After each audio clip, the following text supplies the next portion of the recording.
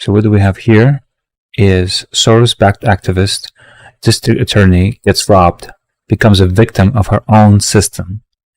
So as you can see, this is the dilemma that we have been experiencing in the United States, where the George Soros was able to continuously pour capital into district attorneys within the United States, and the consequences of his open border policies that have been having an effect on our basic day-to-day life within American political, social, economic, and even just basically living standards. So let's take a look at what's going on. So it seems like she unexpectedly received $130,000 in 2018, and then she wins in 2022 on a campaign on a radical criminal reforms in Auckland area. Her primary position that minorities are disproportionately targeted by law enforcement in the criminal court system, that the equity policing would stop the rise crime rates. So I'm going to assume that definitely did not work. So she basically ran on bogus position because it was bankrolled by George Soros, it seems, and the people were dumb enough to vote for this, or rather, not dumb. It served their purpose. Tells you a lot about what's going on in Oakland. Anyway, let's continue with the story. So then she, she's no longer taking office. Whoa. Suspicious behavior and decisions. Not long after taking office, she hired her boyfriend. Well, how interesting, conflict of interest right there. Took her office as a senior program specialist with a 6-figure income. Oh, that's cool. And anybody else do that in their jobs? I mean, it's fine, I guess. It happens. I can imagine. Maybe he's qualified. She's then trying to interfere in a triple murder for hire case, creating a plea deal. Jesus. Reducing his sentence to a maximum of 15 years, even though he was eligible for 75 years. That's ridiculous. Okay, so that's basically weak on crime. Okay, so please deal, drop 2 charges.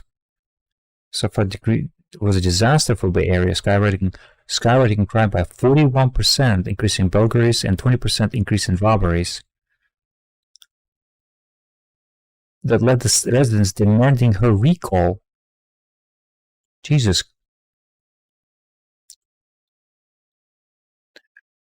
And the surrounding metro area does not report full violence crimes data. Cases 2005. So basically, the violent crime rose by 20%, but the burglaries were up 41%. Okay. Residents say our prices soft on crime antics are making things far worse for the community and costing innocent lives. No surprise there. Ironically, Price has become a victim of her own policies, where she was at 3 p.m. on some street, and I guess she got. Well, let's watch what happened. Crimes like this one, where a thief just runs up behind a woman, grabs her purse, and then takes off in her car. Our Dahlin spoke to Wait, I'm sorry. He stole her car too? Hiring private security. Neighbors tell me they're used to property crime around here, but things. Oh, that's funny. I wonder if she was just targeted on purpose. That's ridiculous. Other day in the United States. Let's moving up to the next one.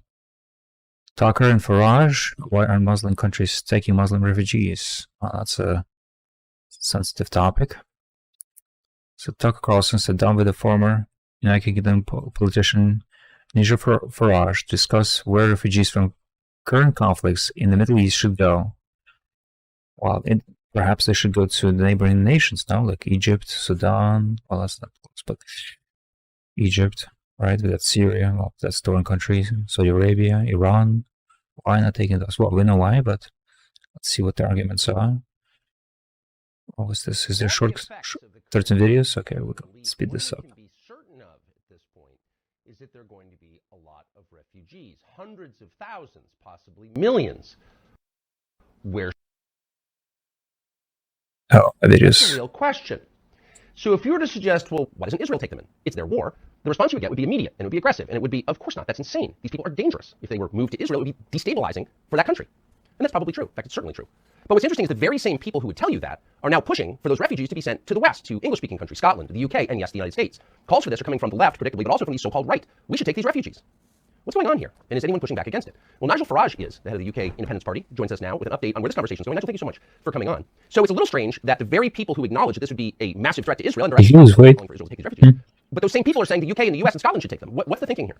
I mean, we have a great history in the UK of taking refugees. You can go back 300 years to the Protestants in France who were being burned at the stake, and we took in a large number of French Protestants, Huguenots, as they were known, and they did very, very well in commerce, finance, the military in our country. The same applies to Jewish people. We took Jews in from Russia after the pogroms at the start of the 20th century. We took Jewish people in from Germany and Austria in the 1930s, and indeed, if we go to the 1970s, we took... Oh, you're also calling us a few things. Where Idi Amin threatened to annihilate the Asian population there. And again, they were a group that came to the country, assimilated, did incredibly well. So, we feel, as a country, with our Christian roots and our desire to help those in genuine need, that we should try and help people. But remember that the duty of any government, its primary duty, is the integrity. Okay, well, we understand how that goes. All right, let's see. We're just going to read this real quick. So, if you're any significant number from Gaza in our country, you will have a significant percentage of Hamas sympathizers and supporters among them, which makes sense. Everybody somehow interested in where they came from. Okay, so we have allowed the virus of Marxism to hold down the countries. Yep, it's not only just their countries, it's also being noting how Britain and the United States have been indoctrinated with this toxic blend of guilt over colonial past.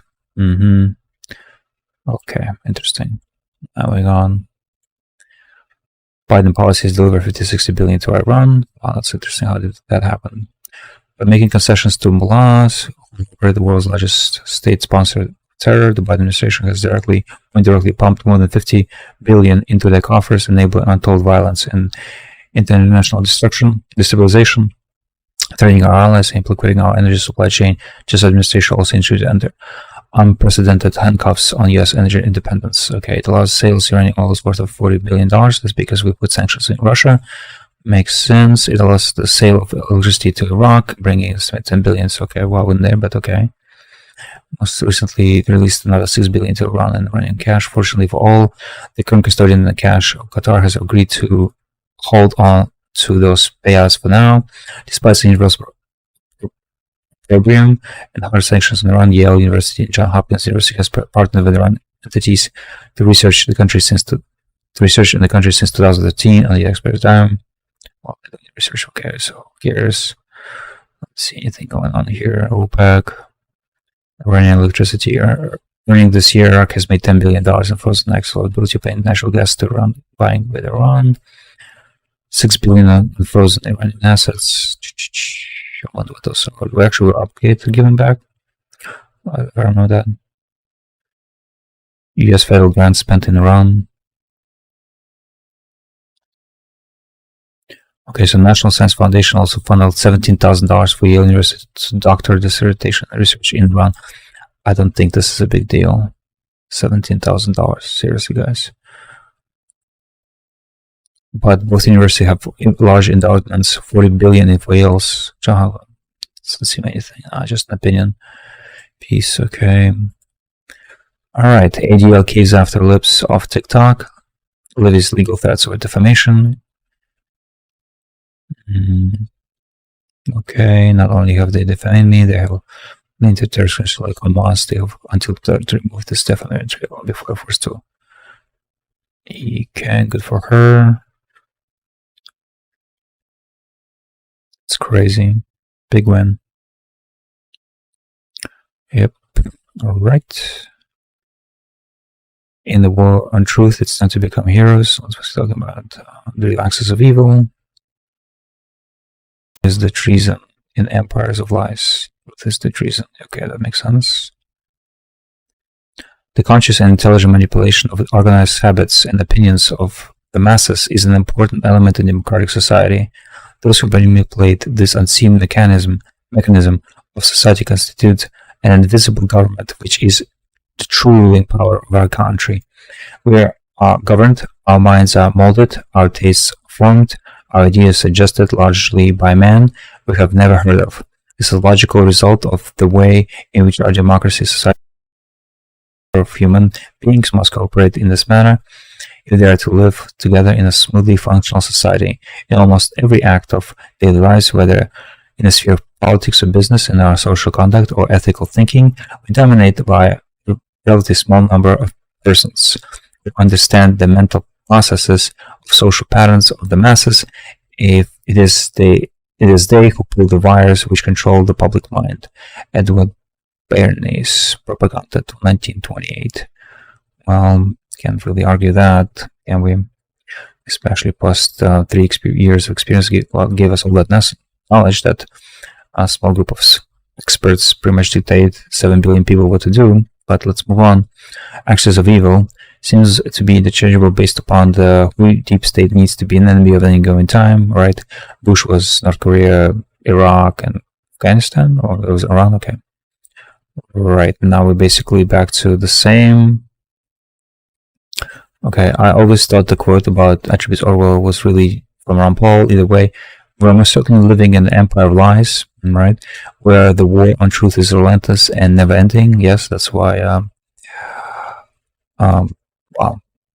So what's I forgot his name.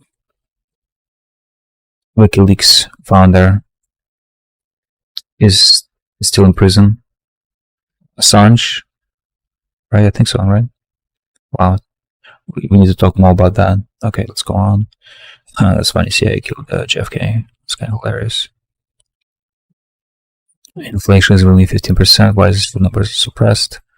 Oh yes, of course. That's what the matter of war on truth. Yep. Oh yeah, hold on. The war on truth is relentlessly fought by our ruling class as their co-conspirators, minions in regime media and Silicon Valley parent social media propagandists. That's right. Okay, what they fail to mention in government spending is majority of component of GDP calculations, and your friendly government drones added 1.1 trillion to the national debt in the third quarter to artificially boost GDP. Really? That's not good.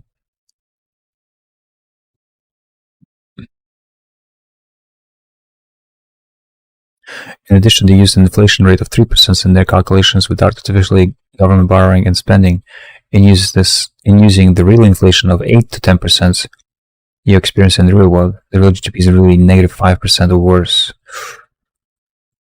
So 40% of the working age population is not working. Only 50% have a full-time job.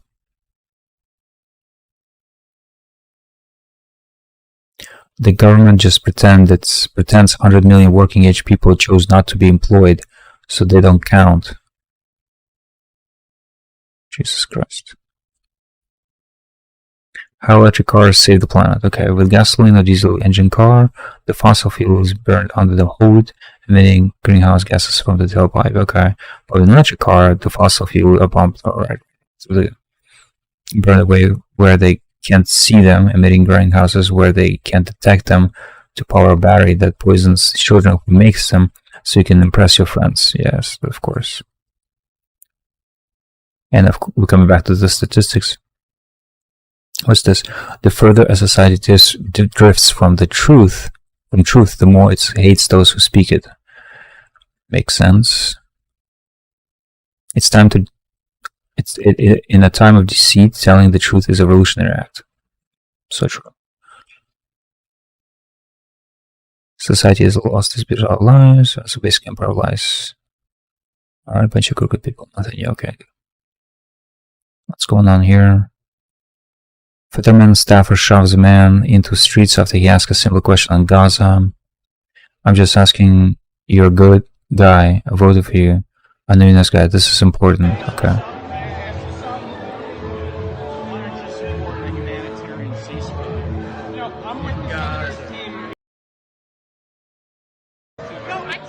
I voted for him. I'm sorry, this isn't democracy. It absolutely is. Yeah, but kind of, sort of.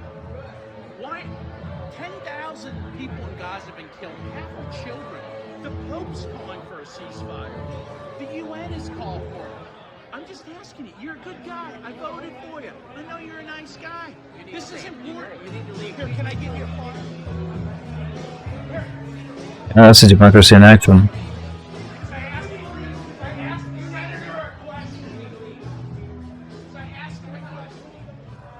It always have those personal guards. They. He just assaulted him. He just assaulted him.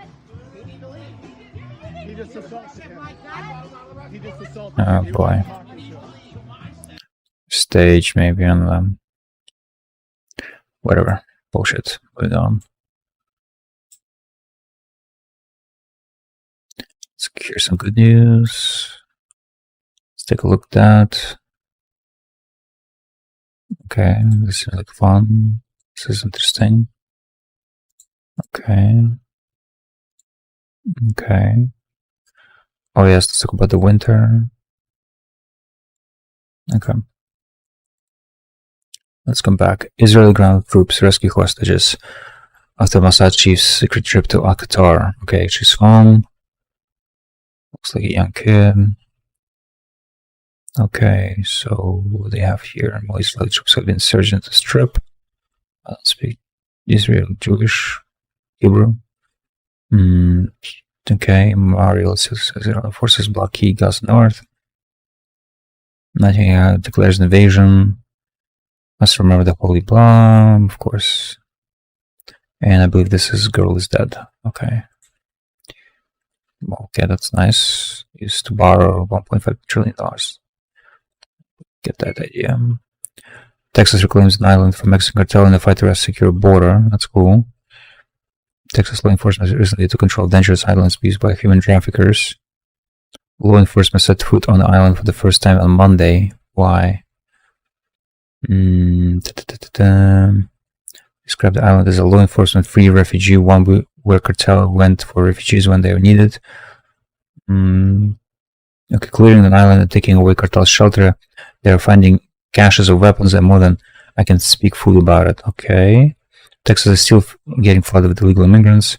We're seeing millions and millions of folks coming through across the border.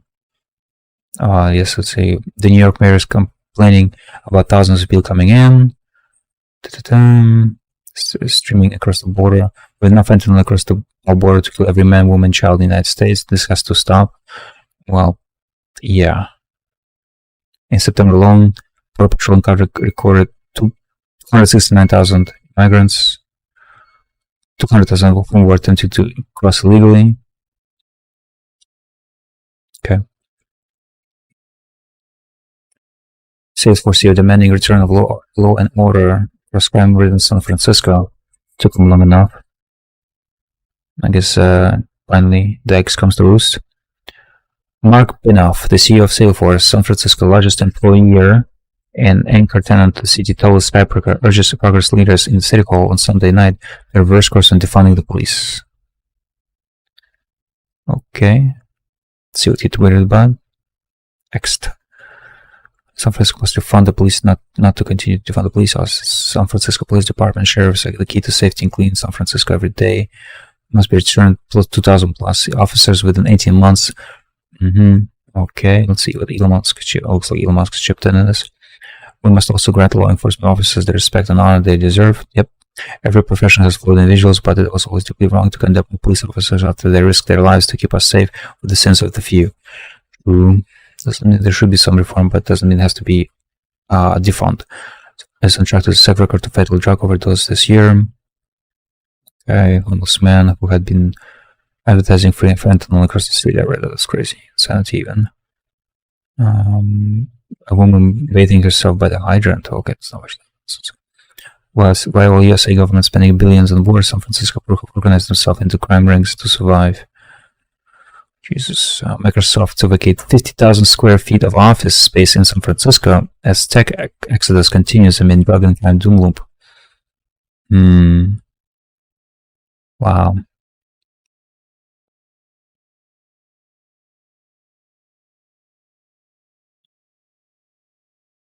What is she kneeling to? What is she kneeling to? Oh, the mayor. The Democratic mayor allowed to breathe the reversed course on her defunding the police. She was requesting more funding police a move to attract business like okay. Yeah, where were you 2 years ago? How obvious. Yep. Bad policies. Yep. Alright, let's take a look. Biden throws $45 billion in the federal funds to convert houses into homes. To convert offices into homes. Okay, so I guess we're done with offices. Assume you can convert offices into homes. Who wants to live in them? Oh, I don't know. I think people might will. Let's see, $45 billion. Just looking for some sort of what is it? Hope is not a strategy. Co-founder, CEO of VTS, leasing and asset management data company. The hope that if you convert it, they'll come. Well, a lot of demand depends on where the building is. Where that building is. While the New York City downtown financial city is a home number of successful office to residence conversion, it's also a vibrant neighborhood with bustling cafes, groceries, and more. That is not the same for San Francisco. The infrastructure and the cost of conversion, building the part of it. But I'm more concerned about even if it can convert it, who wants to live there? What's cheaper? Is it cheaper to add amenities in maybe a zombie building at the floor to create a better experience, or is it cheaper to knock the entire building down or build something else to pray to God you leased it and pray to God you leased it? That sounds dire. Many buildings probably won't work. Washburn says, observing that thick concrete office floor plans often needs to be drilled through, pummeling and heating system overhauled with local buildings, goes added to the attics, of course, California, right? It's a lot easier and cheaper to demolish it and start from scratch. That means buying buildings essentially at the cost of the land. Oh my God, that's horrible. Simple idea. I had to read this article twice to find this simple idea mentioned in the headlines. The article never really explained it, but I believe it. It's in the last paragraph above, incentives and free money from the government. Last paragraph. Washburn said hopes for expansion of office to residential conversion across efforts in Los Angeles in thousands likely hinge on an incentive for developers and buildings being in place where people want to work, eat, live, and shop. Until they're able to come back, it's difficult to create a vibrancy that was pre-pandemic. Okay, with enough subsidies, developers will try nearly anything. Then when the projects fail, the developers ask for more money. Okay.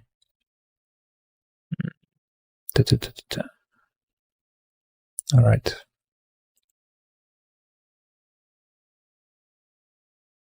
What's this? COVID authority wants forgiveness. Here's why they don't deserve it. My kids' school during COVID, I wanted a harsher lockdown policy, and in retrospect, I was wrong. The damage to kids of keeping them out of school longer. Oh, look who's here. The risks. But here's the bottom line. Myself, our great people, the CDC, governor, Connection we're scrapping. all operating with imperfect information, and we were Imperfect information. Some had some information, and they decided to shut it down. Let's learn from it. Let's learn from it. Let's learn from it. Let's hold each other accountable. But let's bring a little bit of grace and forgiveness in the shit show that was COVID. All right. No apologies, of course. Yeah. Okay. 60 million Americans under freeze alerts as a powerful Arctic blast crashes temporary nationwide. Oh, look at that. Let's see. I've heard about this already a week ago. Let's see how bad it's going to be. According to private weather forecast PMX, the cold air invasion has already begun. That is true. We first called the major Halloween cold from 2 weeks ago. That's when I heard it. Let's see what its temperature will be. Ooh, it's gonna be kind of cold. It's gonna be really cold in Texas too. Wow, there's some spots will be minus 20 Fahrenheit. That's gonna be brutal. Fox Weather said the cold blast will affect more than 250 million Americans from coast to coast, while 60 million Americans will be from Big Bend of Texas to Great Lakes, Ohio, will be under cold weather alert. New York is going to be spared. Okay, except this area. That's a 65-degree difference. You won't hear it from political leaders or the mainstream media, but 2023 has been the year where record cold weather temperatures have fallen on every continent. Okay.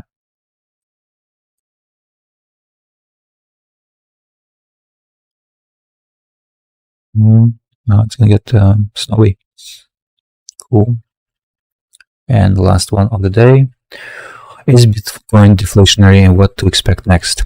Inspired by Zero Hedge article. So how those closest to the printing press benefit not just disproportionately but at the expense of everybody else. But life has a funny way to balancing out. See Galatins versus Bitcoin will actually continue to be inflationary until 2140, when the last Bitcoin will have been mined. That's 117 years away. What Bitcoin actually is deflationary because people are incentivized to save rather than to spend it, and to make sound investment with it rather than a foolishly levered one. Okay. Bitcoin is currently undergoing an adoption phase quite similar to the opposite to the continuous effect. Prime reason because masters of the universe cannot inflate it. Okay, into Bitcoin, they can print it, they can finance wars with it, they can't steal it. They can steal it from citizens. In the end, Bitcoin offers a world for feet, parallel systems. Yes. Asks. Okay. Personally, as geopolitics implode, markets dislocates, and financial world starts to break, I've never been more bullish on high version of Bitcoin. The Ponzi is washed out. ETF approval will not only infuse billions in capital, but importantly, blast the positive feedback loop and credibility onto the world stage.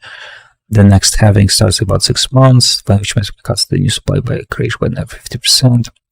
The next bull run will ramp up, and the next presidential election will be a shit show. At least two second tier candidate potential representatives to vote there. Much more Bitcoin. The fact that I introduced 3 years ago merely the US dollar has lost its world reserve currency status will slowly, painfully,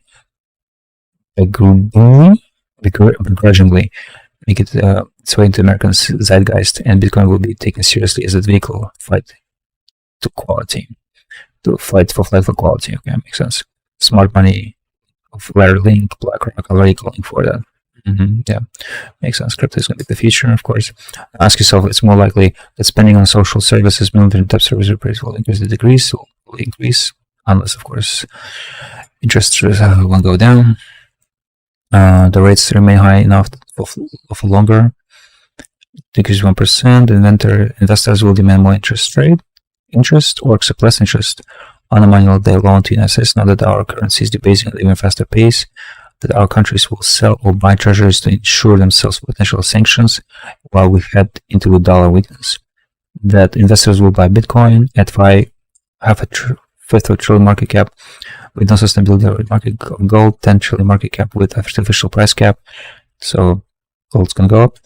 The material number of world's 50 million miners will at least have 1 billion on Bitcoin, which is probably because there's only 90 million Bitcoin minted. Guess what happens in the price when they do start competing? In the market where 85% of supply has not changed hands, even during SBF debacle. That's true.